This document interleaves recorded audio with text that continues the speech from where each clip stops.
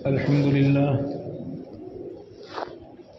لله وكفى وسلام على عباده الذين اصطفى أما بعد. قال الله تبارك وتعالى في القرآن المجيد والفرقان الحميد: وتلك الأيام نداولها بين الناس. وقال تعالى: وتلك نعمة تمنها علي أن عبدت بني إسرائيل. صدق اللہ العظیم. محترم بزرگوں اور دوستوں، آج 16 اگست ہے. کل گزشتہ 15 اگست کا دن گزرا اور پورے ملک میں جوش و خروش کے ساتھ آزادی کا جشن منایا گیا اور پورے ملک میں اس جشن کو اور اس آزادی کو فیل کیا گیا، محسوس کیا گیا. لیکن بزرگوں اور دوستوں، یہ آزادی کا جشن ہمیں کیسے نصیب ہوا اور یہ آزادی تک ہم کیسے پہنچے؟ کیا کبھی ہم نے اس پر بھی غور کیا؟ کیا کبھی ہم نے یہ سوچا کہ آزادی جو ہمیں نصیب ہوئی اس کے پیچھے ہمارے پرکھوں نے، ہمارے بزرگوں نے، ہمارے آباء و اجداد نے کتنی جفا کشی اور محنت کی؟ گاہے گاہے باز خواہی قصہ پاری نارا. کبھی کبھی ہمیں ان بزرگوں کا تذکرہ بھی کرنا چاہیے اور آزادی کے ان ہیروں کو اور آزادی کے ان جیالوں کو اور ملک کے لیے مر مٹنے والوں کو اپنی نئی نسل کو بتانا بھی چاہیے. کہتے ہیں منزل پہ پہنچ کے سب نے خوشیاں منائی لیکن کسی نے پیر کے چھالے نہیں دیکھے. منزل پہ پہنچنے کا جشن سب نے منایا لیکن پہنچے کیسی مصیبتوں سے اور کس طرح کی قربانیاں دے کر کے یہ دن ہمیں نصیب ہوا ہے، اس پر کبھی غور نہیں ہوتا ہے. سچائی یہ ہے، ظاہر سی بات ہے 400 سال کی تاریخ کو آدھے گھنٹے میں سمیٹنا بہت مشکل ہے، لیکن خیر کچھ ضروری چیزیں ہمیں معلوم ہونا چاہیے تاکہ ہمیں معلوم ہو سکے کہ اس ملک کی آزادی میں ہمارے لوگوں نے اور ہمارے آباء و اجداد نے کتنی قربانیاں دی. قصہ مختصر، سن 1408 سے انگریزوں کا آنا یہاں شروع ہو گیا تھا، پرتگالیوں کا آنا شروع ہو گیا تھا اور یہ سلسلہ تجارت کے ارادے سے شروع ہوا تھا. اور ایسا نہیں کہ یہ معمولی تاجرین تھے اور معمولی لوگ تھے، نہیں، بلکہ باقاعدہ حکومت کا سرٹیفکیٹ لے کر کے انہوں نے تجارت شروع کی تھی اور حکومت کی دستاویز ان کے پاس تھی اور اسی دستاویز کو دکھا کر ہندوستان کے بادشاہ کو دے کر کے انہوں نے اپنی تجارت کی اجازت بھی لی تھی. یہ سلسلہ شروع ہوا، چلتا رہا اور چینج ہوتا رہا. کبھی پرتگالی آئے، کبھی دوسری قومیں آئیں. 1601 کے اندر انگلستان سے ایک جہاز آتے، ایک تجارتی قافلہ آتا ہے اور یہی ہندوستان کی آگے چل کر کے تاریخ بدلتا ہے. وہ 1601 میں 3 جہاز اور اس میں تاجرین سوار تھے، وہ آتے ہیں اور اس میں سے ایک جہاز ایسا ہوتا ہے، بعض لوگوں نے 2 کا ذکر کیا ہے کہ وہ غرقاب ہو جاتا ہے، سمندر میں ڈوب جاتا ہے، وہ ہندوستان نہیں پہنچ پاتا. 1 یا 2 جہاز اور اس میں چند تاجرین سوار تھے انگلستان کے، وہ آتے ہیں، وہ پہنچتے ہیں اور مدراس کے علاقے میں، جسے آج کل مدراس کہا جاتا ہے، پہلے اس کا نام میلا پور تھا، اس کا نام مدراس نہیں تھا، میلا پور کے نام سے مشہور تھا.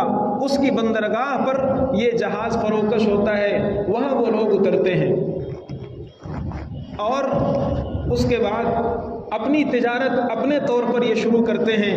لیکن انہیں کوئی زیادہ خاطر خواہ کامیابی نہیں ملتی ہے، پذیرائی نہیں ملتی ہے. یہ معاملہ چلتا رہتا ہے.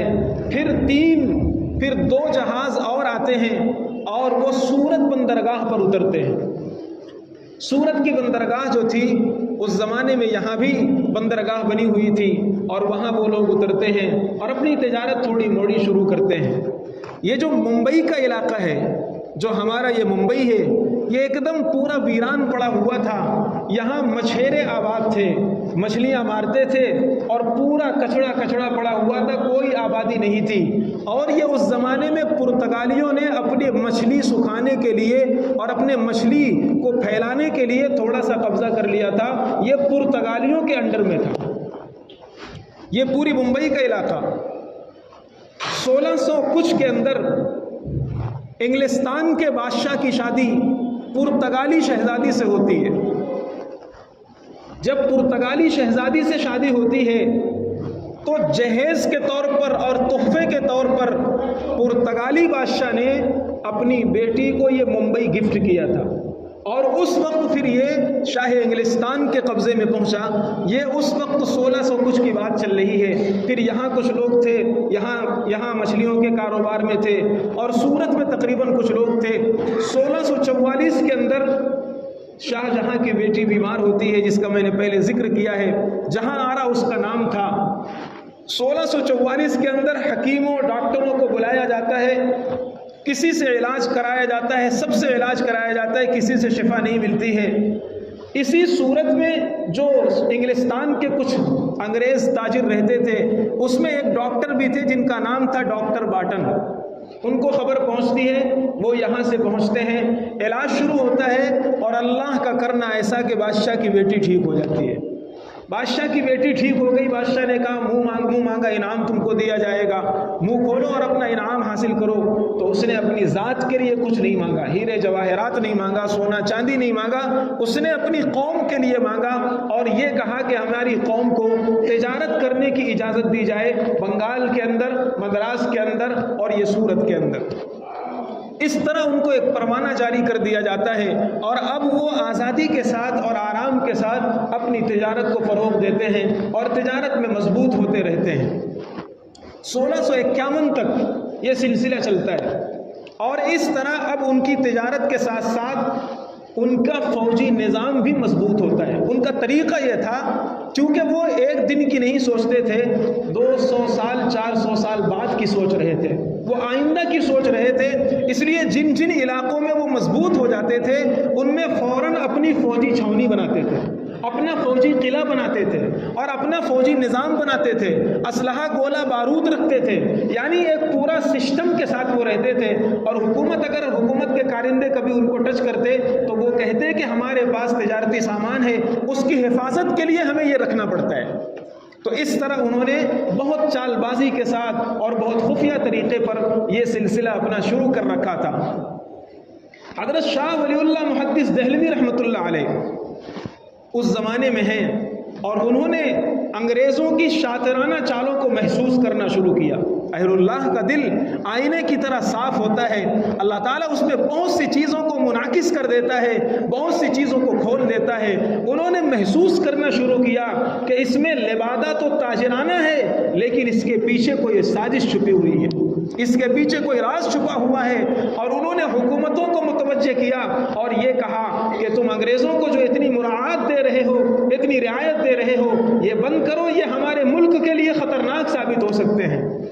لیکن ظاہر سی بات ہے، اگر کہیں ڈھول تاشے کی آواز ہو اور وہاں طوطا اگر مسکرائے یا طوطا آواز نکالے تو اس کے طوطے کی آواز رائگا جاتی ہے۔ اسی لیے کہاوت مشہور ہے، نقار خانے میں طوطی کی آواز۔ شاہ ولی اللہ محدث دہلوی رحمۃ اللہ علیہ کی اس آواز پر اس وقت کے بادشاہوں نے کان نہیں دھرا، اس وقت کے بادشاہوں نے کوئی توجہ نہیں دی۔ شاہ ولی اللہ محدث دہلوی رحمۃ اللہ علیہ سمجھاتے رہے، ان کو بتاتے رہے، اور بلکہ حضرت شاہ ولی اللہ محدث دہلوی رحمۃ اللہ علیہ کا جب انتقال ہوا 1762 کے اندر، تو حضرت نے اپنے انتقال سے پہلے جو وصیت لکھوائی ہے، اس وصیت میں جو الفاظ ہیں وہ ہندوستان کا آگے آنے والا نقشہ طے کر رہے تھے۔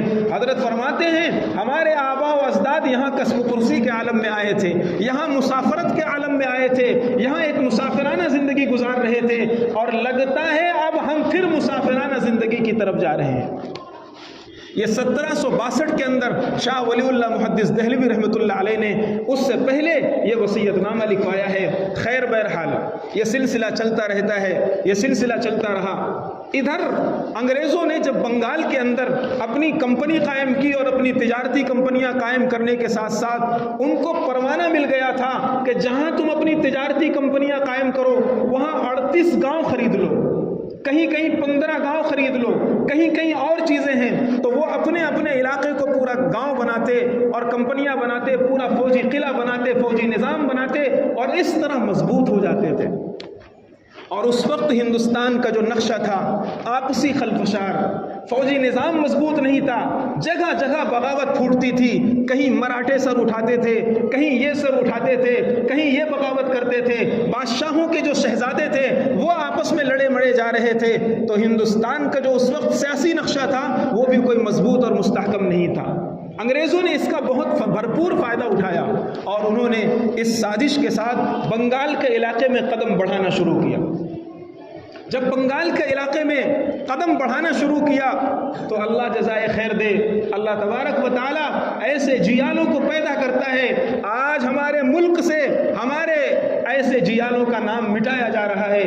ہمیں ضرورت ہے کہ ہم اپنی نسلوں کو ان جیالوں کے بارے میں بتائیں اور ان کے بارے میں بتائیں جن کا خون اس دھرتی میں پیوست ہو گیا ہے۔ تم کاغذ کے صفحات سے نام مٹا سکتے ہو، خون کا وہ بوند کہاں سے ہٹاؤ گے جو اس زمین میں جذب ہو کر کے فنا ہو گیا ہے، جو اس زمین میں جذب ہو گیا ہے؟ تم خون کا وہ قطرہ اس دھرتی سے نہیں ہٹا سکتے ہو۔ سراج الدولہ، نواب سراج الدولہ، نواب علی وردی خان، نواب مرشد علی خان، یہ ایک نام ہے، ایک تاریخ ہے جسے چند منٹوں میں نہیں سمیٹا جا سکتا۔ مرشد علی خان جس کے نام پر مرشد آباد آج بھی بنگال کے اندر موجود ہے، جو اس علاقے کے ہوں گے جانتے ہوں گے، پورا ضلع ہے مرشد آباد اسی کے نام سے بنایا ہوا ہے۔ مرشد علی خان نے محسوس کیا اور محسوس کرنے کے ساتھ ساتھ وہ نواب تھا وہاں کا، اس نے اپنے پورے قلمرو میں یہ فرمان جاری کر دیا کہ انگریزوں کو کوئی زمین نہ بیچی جائے، انگریزوں کو کوئی زمین نہ فروخت کی جائے، چاہے وہ جتنا بھی قیمت لگائیں، چاہے وہ جتنا بھی قیمت دیں، اپنی زمینوں کو تم انگریزوں کے ہاتھ پر مت فروخت کرنا۔ وہ محسوس کر رہے تھے کہ یہ زمینیں فروخت کر دیں گے اور پھر یہی ہمارے لیے آستین کے سانپ بن جائیں گے۔ انہوں نے یہ فرمان جاری کیا۔ مرشد قلی خان وہ زندہ رہے جب تک محسوس ہوتا رہا کہ انگریز بنگال کے اندر کامیاب نہیں ہو رہے ہیں۔ پھر مرشد قلی خان کے بعد ان کے نواسے علی وردی خان جب وہ نواب بنے اور انہوں نے بھی انگریزوں کو شکست دی، باقاعدہ جنگیں ہوئی ہیں، بکسر کی جنگ ہے، پلاسی کی جنگ ہے، یہ پوری تاریخ ہے۔ اس کے بعد علی وردی خان کے داماد ہیں سراج الدولہ، نام آپ نے سنا ہوگا، نواب سراج الدولہ کے نام سے یہ مشہور ہیں۔ جب ان کا انتقال ہونے لگتا ہے تو نواب سراج الدولہ کو علی وردی خان اپنے مسند پر بٹھاتے ہیں اور کہتے ہیں کہ تم بنگال کا علاقہ سنبھالو۔ اور حضرت نے انتقال سے پہلے جو وصیت فرمائی ہے وہ بہت عجیب ہے۔ فرماتے ہیں کسی بھی انگریزی فوجی نظام کو قلعہ نہیں بنانے دینا، چھاونی نہیں بنانے دینا، مستحکم فصیل نہیں بنانے دینا، اپنی کمپنیوں کے ارد گرد دیواریں نہیں بنانے دینا۔ اس طرح کی وصیت انہوں نے اپنے داماد سراج الدولہ کو کی تھی۔ آج بھی وہ تاریخ کے اندر موجود ہے، لیکن ظاہر سی بات ہے ہر زمانے میں انگریز کی ایک بڑی سازش یہ رہی ہے کہ وہ اپنے لوگوں میں سے، مسلمانوں میں سے ہی کسی میر جعفر کو خرید لیتا ہے۔ نواب سراج الدولہ کا پھوپھا، یہ میر جعفر نواب سراج الدولہ کا پھوپھا تھا اور یہ نواب سراج الدولہ کا رائٹ ہینڈ تھا، نواب سراج الدولہ کا وزیر تھا، پورے نظام کو سنبھالنے والا تھا۔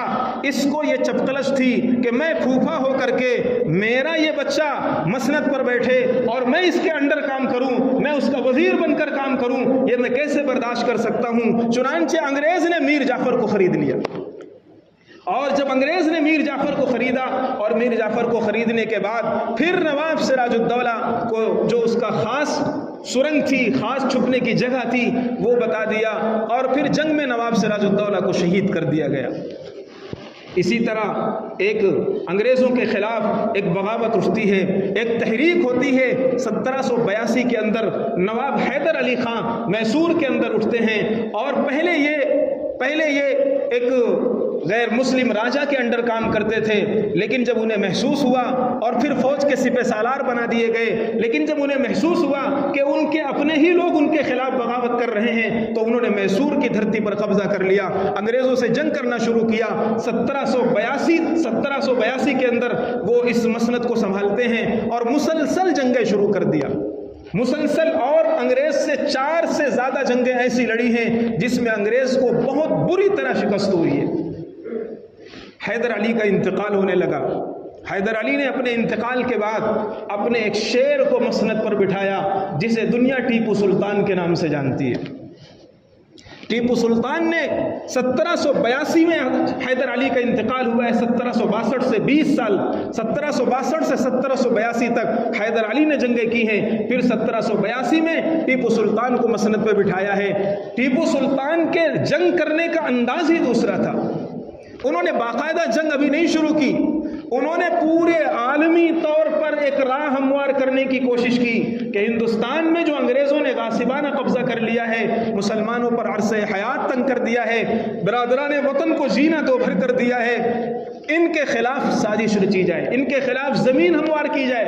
چنانچہ اپنا قاصد ٹیپو سلطان نے اس زمانے میں ایران تک بھیجا، افغانستان تک بھیجا، سعودی تک بھیجا، خلافت عثمانیہ تک بھیجا، یعنی اس زمانے میں جو جو شکل ان کی ہو سکتی تھی انگریزوں کے خلاف ایک راہ ہموار کرنے کی اپنے طور پر انہوں نے پوری کوشش کی۔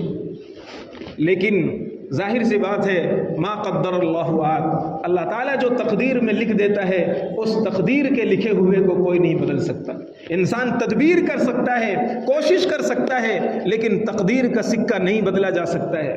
ٹیپو سلطان نے کئی جنگیں لڑی ہیں، 1782 کے بعد سے لے کر کے 1799 میں ٹیپو سلطان کی شہادت ہے، 1799 تک انگریز کو شنے چبوا دیا ہے، اور ایسی زبردست جنگی تدبیر ہوتی تھی ٹیپو سلطان کی کہ انگریز کو بھنک نہیں لگتی تھی، اور انگریز اتنا زیادہ خائف ہو گیا تھا کہ تاریخ کی کتابوں میں لکھا ہوا ہے کہ انگلینڈ کے اندر، انگلستان کے اندر اگر بچے سوتے نہیں تھے تو ماں ٹیپو سلطان کے نام سے بچوں کو ڈراتی تھی، سو جاؤ نہیں ٹیپو سلطان آ جائے گا۔ ٹیپو سلطان کا خوف ہندوستان پر انگریزوں کے اندر بیٹھ گیا تھا، اور یہ خوف اتنا زیادہ چھا گیا تھا کہ ہندوستان سے انگلستان تک پہنچ گیا تھا۔ لیکن ظاہر سی بات ہے، ہر علاقے میں اور ہر زمانے میں انگریز نے جو ملک پر قبضہ کیا ہے، پوری 200 سال کی تاریخ آپ غور کر لیجئے، اس نے تیر و تلوار سے زیادہ دماغ کا استعمال کیا ہے، خریدنے کا استعمال کیا ہے، غداری اور بغاوت کو فروغ دے کر کے درمیان میں سے ایسے لوگوں کو چنا ہے جو عہدے کی وجہ سے، پیسے کی وجہ سے، دولت کی وجہ سے، جنہوں نے اپنے ضمیر کا سودا کر لیا۔ چنانچہ ٹیپو سلطان کے فوج میں بھی میر صادق کے نام سے ایک کمانڈر تھا، ایک جرنیل تھا۔ ٹیپو سلطان کا آخری وقت ہے، 4 مئی 1799 کی وہ تاریخ ہے، اور راجہ ٹیپو سلطان کی فوجیں انگریزوں کے خلاف برسر پیکار ہیں، گھمسان کی جنگ لڑی ہوئی ہے، جنگ چل رہی ہے، اور ادھر ٹیپو سلطان اپنے محل میں آئے ہیں فوج کے نظام کو دیکھنے کے لیے، مابقیہ فوج کو دیکھنے کے لیے، یہاں کا سسٹم دیکھنے کے لیے، یہاں کی ساری چیزیں دیکھنے کے لیے۔ ظہر کا وقت ہو چکا ہے، ظہر کا وقت ہونے کے بعد ٹیپو سلطان کو کہا گیا کہ آپ صبح سے بھوک کی حالت میں ہیں، اور ابھی آپ کو میدان جنگ میں پھر کمانڈ کرنی ہے، پھر میدان جنگ میں پہنچنا ہے، آپ تھوڑا سا کوئی چیز کھا لیجئے۔ تو ان کے لیے کوئی خاص کھانا تیار کیا گیا تھا، وہ کھانا کھانے کے لیے بیٹھے، ہاتھ دھلایا گیا، پہلا لقمہ ٹیپو سلطان نے لیا تھا کہ خبر آئی خان عبد الغفار جو فوج کی کمان سنبھالے ہوئے تھے، ان کو کنپٹی میں گولی لگی، وہ شہید ہو گئے ہیں۔ ٹیپو سلطان نے لقمہ وہیں چھوڑ دیا اور نعرہ تکبیر بلند کیا، اور یہ کہتے ہوئے نکل پڑے کہ اب میں بھی راہ خدا میں یا تو شہید ہو جاؤں گا یا نقشہ بدل دوں گا۔ لوگوں نے کہا حضرت کھانا تو کھا لیجئے، آپ صبح سے بھوکے ہیں، لیکن ٹیپو سلطان نے جو لقمہ منہ میں تھا صرف اسی کو لیا اور کھانا نہیں کھایا، اور نکل کھڑے ہوئے۔ ان کے ٹیپو سلطان جس وقت نکلے ہیں اور آگے بڑھے ہیں، ٹیپو سلطان کی فوج میں سے بڑے بڑے عہدیدار، بڑے بڑے آفیسر، بڑے بڑے وزراء وہ انگریز کی گود میں بیٹھ چکے تھے، وہ بک چکے تھے۔ ٹیپو سلطان نے ایک نگاہ ڈالی حسرت بھری کہ ایسے لوگ ہیں، وہ مشورہ دے رہے تھے ٹیپو سلطان کو کہ حضور آپ بھی بھی سلنڈر ہو جائیے اور آپ بھی ہتھیار ڈال دیجئے، انگریز آپ کی جان بخش دے گا۔ ٹیپو سلطان نے اس وقت ایک جملہ کہا تھا اور فرمایا بکری کی 200 سالہ زندگی سے شیر کی 2 دن کی زندگی بہتر ہے، میں اس طرح بزدلانہ زندگی نہیں جینا چاہتا۔ خیر وہ پہنچتے ہیں، میدان جنگ میں پہنچتے ہیں، لیکن میدان جنگ میں پہنچنے سے پہلے کھانا کھا چکے ہیں، پانی نہیں پیا، پیاس لگتی ہے، پیاس لگتی ہے۔ ایک ان کا خادم نو مسلم راجہ خان کے نام سے پاس موجود ہے، ٹیپو سلطان نے اس سے پانی مانگا، اس نے کہا پانی میں اس شرط پر دوں گا کہ آپ پہلے اپنی کمان سلنڈر کیجئے اور اپنے آپ کو انگریز کے حوالے کیجئے، آپ کو انگریز بخش دے گا، آپ کی جان معاف کر دے گا، پانی کا قطرہ اس وقت آپ کے حلق میں جائے گا۔ ٹیپو سلطان نے کہا میں پیاسا اپنے رب کے پاس چلے جاؤں گا، لیکن انگریز کی غلامی برداشت نہیں کروں گا۔ یہ تاریخ ہے مسلمانوں، ہمارے بزرگوں کی، ہمارے آباء و اجداد کی، ہمارے ان لوگوں کی جن کا نام ہم لیتے ہیں لیکن ہمارے بچوں کو کچھ نہیں معلوم، ہماری نسلوں کو نہیں پتا کہ ہمارے پرکھوں نے اس وطن کی مٹی کے لیے اپنا خون کس بے دردی کے ساتھ بہایا ہے۔ انہوں نے کہا میں پانی نہیں پی سکتا، انگریز کی غلامی مجھے برداشت نہیں ہے۔ چنانچہ ٹیپو سلطان میدان کارزار میں گھس جاتے ہیں، تلوار ہاتھ میں ہے، 2 نلی بندوق ہاتھ میں ہے اور اس ہتھیار کے ساتھ گھس جاتے ہیں، مقابلہ کرتے ہیں، کئیوں کو مارتے ہیں، پھر 2 گولیاں یہاں پیٹ کے پاس اور ایک یہاں پر لگتی ہے، پھر بھی گر جاتے ہیں، پھر اٹھتے ہیں، مقابلہ کرتے ہیں، پھر ایک گولی یہاں کنپٹی پر لگتی ہے، پھر شہید ہو جاتے ہیں۔ اور اس وقت حضرت نے ایک جملہ کہا تھا جسے خود انگریز نے اپنی کتاب میں لکھا ہے اور فرمایا کہ گیدڑ کی 100 سالہ زندگی سے شیر کی 1 دن کی زندگی بہتر ہے۔ یہ وہ جملہ ہے جو آج تاریخ میں نقل کیا جاتا ہے۔ پیاس کی حالت میں ٹیپو سلطان نے 1799 کے اندر جان حوالے کر دی اس وطن کی مٹی کے لیے۔ آج ہم سے پوچھا جاتا ہے دیش بھکتی کا پروف دو، آج ہم سے پوچھا جاتا ہے کہ تمہاری دیش بھکتی کیا ہے؟ یہ کاغذ کے اندر چھپے ہوئے دیش بھکت ہیں، ان کو نکالنے کی ضرورت ہے، ان کو دکھانے کی ضرورت ہے۔ وطن کے رگ رگ میں ہمارے آباء و اجداد کا خون شامل ہے، اور کیسے نہ شامل ہو۔ 5 منٹ باقی ہے، بات لمبی ہو جائے گی۔ خیر بہرحال میں عرض کر رہا ہوں کہ 1799 میں ٹیپو سلطان جب شہید ہو گئے، جنرل ہیرس جو اس انگریز فوج کا کمانڈر تھا، جب ٹیپو سلطان کی لاش پر آتا ہے 1799 میں، ابھی دلی کے اندر انگریز کا قبضہ نہیں ہوا ہے، دلی کے اندر مغل سلطنت اور بادشاہت باقی ہے، لیکن اس وقت 1799 میں ٹیپو سلطان کی لاش پر کھڑے ہو کر وہ جملہ کہتا ہے آج سے ہندوستان ہمارا ہے۔ اب ہمیں جس کا خوف تھا، جس شیر سے ہمارے دل کانپتے تھے، وہ راستے سے صاف ہو گیا ہے، آج سے ہندوستان ہمارا ہے۔ چنانچہ 1799 کے بعد پھر ان کا مقابلہ اور رفتار بڑھتی رہتی ہے۔ 1806 کے اندر دلی پر انگریز کا قبضہ ہو جاتا ہے اور پرچم لہرا دیا جاتا ہے۔ اب بادشاہ صرف ایک دستے نگر بن جاتا ہے انگریزوں کا، اور یہ ہوتا ہے کہ آپ دربار میں رہیں، خرچہ ہم دیں گے، وظیفہ ہم دیں گے، ہمارے رحم و کرم پر آپ زندہ رہیں گے۔ حکومت شاہ عالم از دہلی تاب عالم، یہ جملہ تاریخ کی کتابوں میں لکھا ہوا ہے۔ اس کے بعد سے پھر ہندوستان کی تاریخ میں وہ ظلم ہوا ہے کہ شاید چشم فلک نے کبھی ایسا ظلم دیکھا ہو، شاید زمین و آسمان نے کبھی ایسا ظلم دیکھا ہو۔ ایک داستان ہے خون کی، ایک داستان ہے ہماری تاریخ کی کہ کیسے ہمارے بزرگوں نے اپنی جان اس وطن کے لیے اور اس مٹی کے لیے قربان کر دیا ہے۔ ایک مسٹر ٹامسن، یہ انگریز ہے، صرف ایک بات بتاتا ہوں وقت کے اندر بات پوری ہو جائے۔ مسٹر ٹامسن کہتا ہے ایک مرتبہ میں دلی آیا، میں اپنے خیمے میں گیا، مجھے ایسا محسوس ہوا کہ جیسے مردار کے جلنے کی بدبو آ رہی ہے، کسی جسم کے جلنے کی بدبو آ رہی ہے۔ میں اپنے خیمے کے پیچھے گیا، میں دیکھتا ہوں آگ کے انگارے دہک رہے ہیں، شعلے بھڑک رہے ہیں۔ 40 مولویوں کو لایا گیا، 40 علماء کو لایا گیا، 40 علماء کو لا کر کے انہیں آگ میں زندہ جھونک دیا گیا۔ ان کے جلنے کی بدبو تھی جو پورے علاقے میں پھیل رہی تھی۔ پھر 40 علماء کو لایا گیا، ان کے کپڑے اتارے گئے اور ان کو کہا گیا مولویوں تم ایک مرتبہ یہ کہہ دو کہ انگریز کی غلامی اختیار کرنا فرض ہے، انگریز کی بغاوت حرام ہے، انگریز کی حمایت کرو، ہم تمہیں چھوڑ دیں گے۔ مسٹر ٹامسن اپنی رپورٹ میں لکھتا ہے مجھے پیدا کرنے والے کی قسم ایک بھی ایسا نہیں تھا جس نے انگریز کی غلامی اختیار کر لی ہو۔ آگ میں پکنا گوارا ہے، 40 کے 40 علماء آگ میں بھن گئے، کڑھاؤ کھول رہا تھا تیل کا، اس میں ڈالتے ہی ان کی چمڑیاں الگ ہو گئیں، ہڈیاں الگ ہو گئیں، گوشت نکل گیا، بھون دیے گئے، لیکن مجھے پیدا کرنے والے کی قسم ایک نے بھی انگریز کی غلامی اختیار نہیں کی۔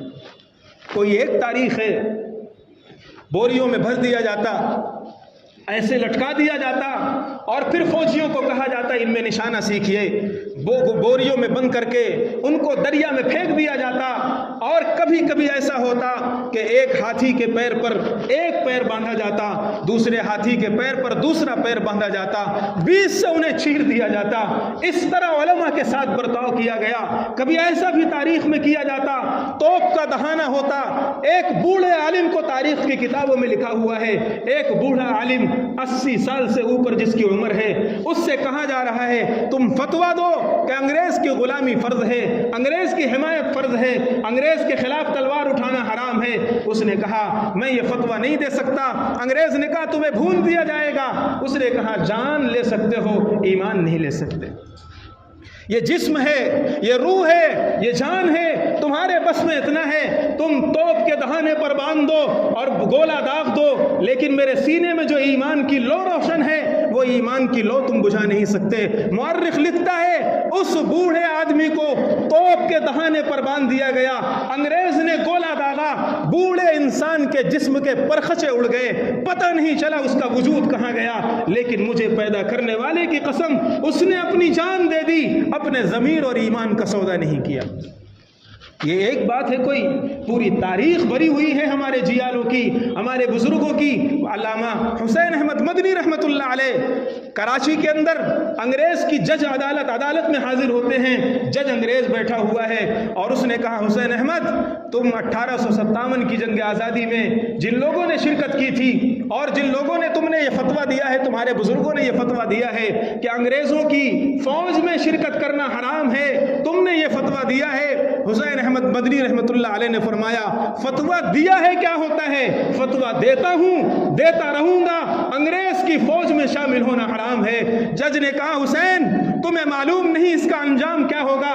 حسین احمد مدنی نے اپنے سر کی پگڑی کھولی، اپنا کفن نکالا، کہنے لگے انجام معلوم تھا اس لیے دیوبند سے اپنا کفن ساتھ لے کر کے آیا ہوں۔ تم میرا جسم چھین سکتے ہو، میری جان لے سکتے ہو، لیکن میرا ایمان نہیں نکال سکتے۔ یہ تاریخ ہے ہمارے بزرگوں کی، ان بزرگوں کی تاریخ سے ہندوستان آزاد ہوا ہے۔